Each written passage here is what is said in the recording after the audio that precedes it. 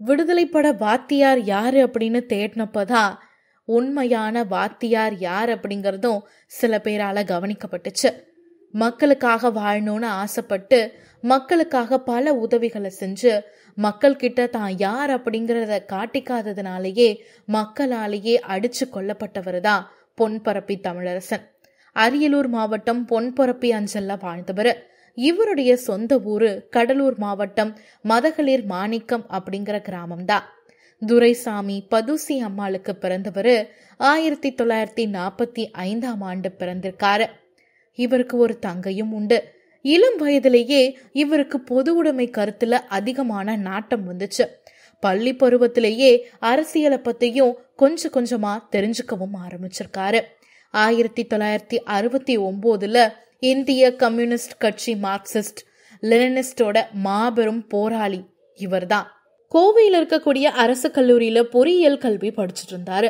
1967 மேற்கு வங்க மாநிலத்துல நக்சல்பாரி அப்படிங்கிற கிராமத்துல விவசாயிகள் சாரு மசும்தார் தலைமையில கிளர்ச்சி நடந்தது.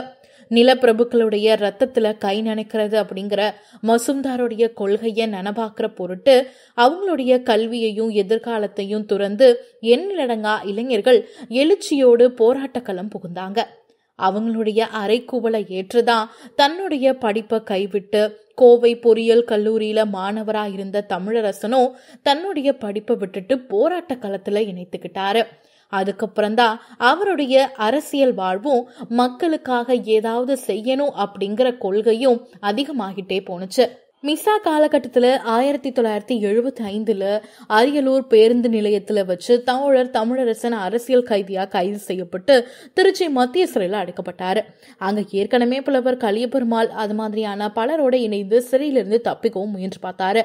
அந்த முயற்சி தோல்வியில முடிஞ்சு 9 வருஷம் அந்த இனத்தோட விடுதலைக்காகவும் விளிம்பு நில மக்களோட நல்வாழ்வுக்காகவும் கொடும் சிறைவாசத்தையும் அடக்குமுறைகளையும் எதிர்த்து சிறை கொட்டடியிலிருந்து 1983 விடுதலை வெளியே வந்தாரு.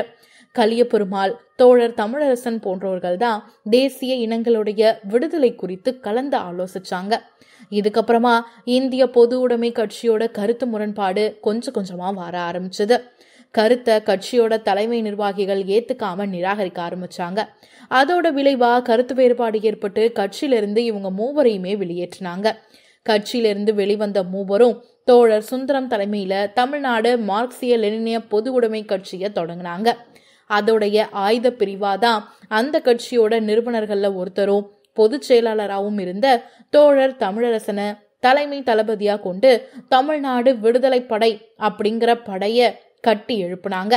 தமிழ்நாடு விடுதலை படை கடலூர், சிதம்பரம், பெரம்பலூர் பகுதிகளில் வலிமையாகவும் வீரியத்தோடும் இயங்கிட்டு இருந்தது. இந்த பகுதிகளில் மட்டும் 30,000 ஏக்கர் பரப்பளவு கொண்ட முந்திரி காடுகளை அவங்களுடைய வசம் வச்சிருந்தாங்க. 1985 87 வரையும் சின்ன சின்ன குண்டுவெடிப்பு, சமூக விரோதிகள், அட்டப்பூச்சிய மாதிரி ஏழை மக்களுடைய உழைப்பை உறிஞ்சு தின்னு கொழுத்த பண்ணையாளர்களையும் கந்துவட்டிக்காரர்களையும் அழிச்சு ஒழிக்கக்கூடிய செயலை செஞ்சுட்டு இருந்தது. நடுவண் அரசோட தளங்களை குறி வச்சு தாக்குதலையும் ஈடுபட்டது. அதனால இந்த படையணி ஜூலை 2, 2002 அப்போ இந்திய அரசால பொடா சட்டத்தின்படி தடை செய்யப்பட்ட பயங்கரவாத இயக்கமா அறிவிக்கப்பட்டுச்சு.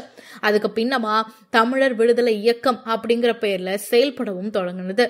தனி தமிழகத்தை உருவாக்கி ஜாதி மத பேதமற்ற சமத்துவமிக்க ஒரு குழுவை அமைக்கணும் அப்படிங்கறதுதான் அவருடைய வாழ்நாள் குறிக்கோளாவே இருந்துச்சு.